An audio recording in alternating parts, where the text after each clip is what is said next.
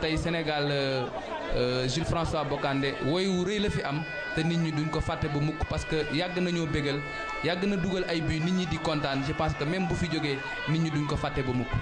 jërëjëf Ibrahima Mboup kontaan nañ ci li nga xam ne indil nga ñu ko lii xew ca vraiment stade ba maa ngi bëggoon wax stade Léopold Sédar Senghor waaye aéroport Léopold Sédar Senghor dina wone rek li nga xam ne ëllëg war na xew ci stade Demba Diop ndax mbooloo mi foo ko natt weesu na ko boo sànnee battu mu tag Sénégal yëpp génn nañu dem sargal seen doom teeru ji ko lii vraiment doy na waar loolu Coumba Ndoffène Fall. parce que boo gisee ñi nga xam ni ñoo ku ne fi mu ne da ngaa defee ni yow yaa gën a jege Bocandé ni ma koy waxee Bocandé ndawlal guddi la ku ne da ngay defe ni yow yaa ci ëppale boo gisee jooy yi metti na te li tax jooy yi metti mooy ku ne da nga ci am sa wàll bopp man day jàppoon naa ni xëy na sax am naa ndëgër laay lu ëpp loolu waaye bi yàlla defee ñu indi ba ñu wan ñu koor bi yaakaar naa ni li nga xam ni moom la ñëpp meloon rek noonu laa meloon waaye nañu buñ ñu ko jàppee nañu xam ni Bocandé ku ci ne dafa am loo seq nag moom te li nga seq nag moom xëy na yàgg moom ak yàlla rek ko xam looloo tax ba jafe-jafe yi metti ba nga xam ni wax ci Bocandé fi mu ne dana metti ci ñun te ni muy mettee ci ñun mooy suñu xol dafa fees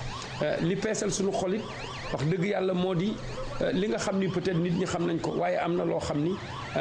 nit ñi xamuñu ko ci moom ñi nga xam ni ñoo ko jege woon wër ko te daan nekk moom ñoom ñoo ko xam moo tax ba képp ku nekk ci moom fi mu ne am nga jafe-jafe pour wax ci Bocandé yaakaaroon naan dinaa ko mën waaye nag loolu la yàlla dogal. waaw dafa diis Coumba Ndoffène Fall gis nga mbooloo maa ngi nii di ko gunge wax dëgg yàlla bayre ba ko toppoon ba muy football tey la bayre bi gën a bari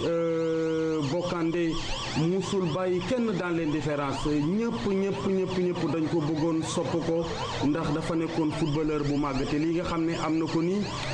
wax dëgg yàlla gëm nañ ni lu weesu kilifa diine bu wàcc liggéey ci réew mi Lamine Gueye ak Senghor rek ko mës a am kon yaakaar naa ne Coumba Ndoffène Fall sport bari na doole te sport mën na def lu nga xam ne daanaka jàng mënu la ko may wërsëg mënu la ko may li sport rek ko mën a joxe. waaw li muy wane mooy rek Sénégal ku fi nekk boo na nga fexe ba booy bay sa waar nga bay ko tamu jekk te rafet te xam ni réew mi moom lu fi nit def te mu rafetal ko réew maa ngi ko fas dencal la ko te bu jamono jotee danañ la won ni wax dëgg yàlla dëgg neex yàlla la nga leen defaloon rëy na ci ñoom Bocandé li mu def rëy na ci Sénégalais yi ni ko Sénégalais yi di sargale fi mu ne wane na ni Sénégalais yi fàttewuñu loolu loola mi ngi ñu denc seen kóllëre la seen diggante ñoom ak Bocandé te ñi ngi ko koy firndeel te xam naa ni firnde bi dana gën a leer waaye na ma ko waxee rek mooy Bocandé ku ci nekk dafa am loo xam ni dafa seq ak yow seq boobu mu seq ak yow nag yaa ngi moom rek a ko xam ak yàlla moo tax mu metti ci nit ñi. jërëjëf Ndoffène Fall donc après Ibrahima Mboup nous allons retrouver un autre reporter sous le poids de l'émotion El Hadji Malick Maodo Thiandoum Malick Thiandoum la dépouille mortelle de Jules François Bocandé est arrivée ce soir à Léopold Senghor. La dépouille est arrivée, il y avait une grosse émotion et c'est la nation tout entière qui a rendu un vibrant hommage à cet illustre fils du Sénégal. Celui-là qui est à jamais inscrit au panthéon des grands hommes de ce pays et du continent africain. C'est une icône du football continental, du football national et du football hexagonal qui vient de nous quitter. C'est un grand patriote qui est parti, celui-là qui a donné et tout donné à la nation sénégalaise. Et la nation sénégalaise l'a si bien compris que tout le monde est venu. C'est pas seulement le monde sportif qui était là pour rendre un dernier hommage et un vibrant hommage à Jules François Bocandé. Mais c'est pratiquement tous les Sénégalais, toute obédience confondue, qui étaient à l'aéroport. Beaucoup ont craqué, beaucoup ont pleuré, beaucoup ont refusé de croire à l'incroyable. Jules est parti. Mais Jules reste immortel pour tout ce qu'il a eu à faire pour le football sénégalais et pour le football continental. Jules, en chiffres, c'est 223 matchs de Ligue 1, c'est 69 buts marqués, c'est 73 sélections, c'est 20 buts marqués. Mais ce qui a été le plus déterminant, vous l'avez dit et rabâché, c'est le patriotisme de Jules François Bocandé. Rappelons-nous que c'est lui qui a eu délibérément un carton rouge pour venir jouer pour son pays. Ça, c'est une marque de patriotisme inégalable. Quand les dirigeants sont allés le prendre, son club, Metz, avait refusé. Il a dit, allez-y, je serai avec vous. Il a pris un carton volontairement pour venir marquer 3 buts. Un goléador hors pair, un patriote hors pair. Je me rappelle un jour, quand un journaliste français lui a dit, Jules, vous êtes le meilleur buteur du championnat français. Si vous étiez français, vous serez aux côtés de Michel Platini dans l'équipe nationale de France. Il a dit, ne le répétez plus. La France a son Michel Platini, l'Argentine son Diego Maradona, le Sénégal son Jules François Bocandé. Il est parti sur la pointe des pieds au moment où personne ne s'y attendait, bien qu'il était malade. Mais le destin cruel est passé par là. Il a arraché à notre affection un grand sportif. Il a arraché à notre affection un grand patriote. Mais Jules est parmi les immortels. Jules est parmi ceux-là qui ont inscrit les plus belles pages de l'histoire du Sénégal. Et je crois qu'aujourd'hui, la nation lui a rendu un vibrant hommage. Jules est parti, mais il restera éternellement avec nous pour tout ce qu'il a eu à faire, pour tous les sacrifices qu'il a eu à consentir, pour l'amour qu'il a eu pour le maillot national. C'est pour cette raison qu'aujourd'hui, personne n'est resté insensible justement à tout ce que Jules François Bertrand Bocandé a fait. Et c'est sur justement la terre de ses exploits, à Metz, qu'il est retourné. Le hasard n'existe pas, mais le destin est là. Malick, affaire bi doy na waar li nga xam ne gis nañ ko wax dëgg yàlla moom fële ca aéroport nekk na lu yéeme wax dëgg yàlla Sénégal Bocandé yàgg na sigel yàgg na sonn ngir ñoom waaye fay nañ ko bor bi te it li nga xam ne xew na tey jii ci guddi ci aéroport avant guula li war a xew suba ca stade ba ndax stade bu suba président de la république Macky Sall mooy dem jiite mbir yi ñu sargal ko delloo ko loolu nga xam ne lebaloon na ko Sénégal lii day jëf la joo xam ne dootul nul. jëf la ju nga xam ni dootul nul ndaxte Jules François Bocandé bu ñu koy wax mooy bëgg Sénégalam bëgg maillot national am parce que kenn fàttaliku ñun ñi nga xam ni dañuy topp histoire football ñi ngi fàttaliku li nga xam ni moo ko daloon ci final boobu ñu doon football ñoom ak Jeanne d'Arc bu Dakar ñu suspendre ko à vie ni ko dootoo football ci Sénégal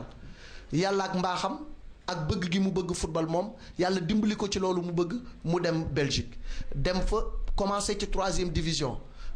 ci tournée jóge tournée def FC Serein def fa lu am solo jóge foofu dem Metz toj ko Sénégal soxla ko mu ni ay la yéwén yéen a ma ajoon à vie waaye damay dellusi pour défendre sama couleur pays football ba nga xam ne moom fa mu daan football muy Metz ñu ni ko doo fi jóge ndaxte yow yaa yaakaaru équipe bi mu ni leen man maa yaakaaru équipe bi waaye maa yaakaaru Sénégal négocier bay bëgg a dee kenn bàyyi ko mu ni dirigeant yi dem leen dinaa ñëw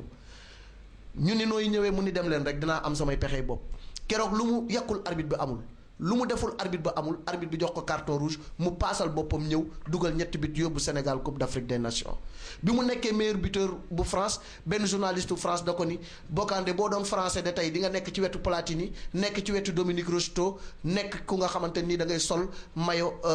bu France mu ni ko bu ma ko waxati te bu mu jibati France dafa am Michel Platini Argentine dafa am Diego Maradona waaye Sénégal dafa am Jules François Bocandé sénégalais la te sénégalais lay doon ba ilaa yow mi diini tey Sénégal googu ñoom ñoo jóg di ko delloo njukkal ndax li mu def ci biir Sénégal ci wàllu football li mu ci def également wone bëgg gu mu bëgg réewum bëgg gu mu bëgg également fa nga xam ni fa la cosaanoo muy Casamance tey dama jekki sama rangoñ wadd sama dënn lan moo ko waddal mooy supporteru Casa Sport yi dañu mobiliser wu woyal ko woy ba nga xam ni moom lañ ko daan woyal mu yëngal rasta yi toj fii la yi daw dem ci ñoom muy Esamaay Bocandé Esamaay mooy Bocandé segg gi ñu woyal ko loolu sama yaram daw ma fàttaliku match bi nga xam ni moom lañ doon wone muy suñu diggante ak Tunisie boobu maa ngi nekk tout tànk ñu football ba mi-temps mu taw 0-0 Bocandé ñëw dugal jox Lamine Ndiaye mu dugal moom mu dugal ñetteelu bit ba bi match bi tasee damaa tëbee ca kaw gradin wàcc suuf topp Bocandé di daw alkaati yi dóor ma mu jàpp ma ni bàyyi leen ko daal di ànd ak man ba ci biir vestiaire yi loolu du ma ko fàtte mukk donc Jules nit la ku nga xamante ni daal Sénégal du ko fàtte te yaakaar naa ni ginnaaw bu fi jógee yi tamit loolu moom moo jar a wax war nañ ko defal lu nga xamante ni ba ilaa yow mi diini du fay war nañ koo defal également toppatoo njaboot gi nga xam ne moom la fi bàyyi parce que moom dafa nekkoon soutien de famille di sonn ngir njabootam lu mu am njabootam moom moo ko gënal lu mu am réewam moom moo ko gënal kon ku jox Sénégal lépp ba jóge fi Sénégal war na laa delloo jukkal sa gannaaw Sénégal war na laa toppatool sa njaboot sa gannaaw yaakaar naa ne loolu autorité yi xam nañ ko te li Macky Sall nar a def ñëw ca stade ba loolu signal bu fort la Ablaye foofu rek la ñu mun a yem pour wax ni daal ku solu ci suñu xol dem na. jërëjëf Malick li nga wax rafet na kontaan nañu loolu moom ñun ñëpp dégg nañ ko Bokandé nekkoon na nit ku baax nit ku màgg mais nit ku am fulla nit ku am jom ndax wax dëgg yàlla xam nañ ni mujj jamono metti woon na mais jom ja woon ca moom ba mu amee xadar di football di dugal ay but jom jooju la wéyee ba muy dem di wuy ji boromam kenn mësu ko xamal dara il a vécu dans la dignité. Quelle que puisse être la complexité de l'épreuve, Bokandé est resté très digne. C'est pas des paroles en l'air que je dis comme ça, parce que j'étais dans sa proximité. Bokandé n'a jamais voulu demander quoi que ce soit à qui que ce soit. Il a vécu vraiment dans la dignité. Il est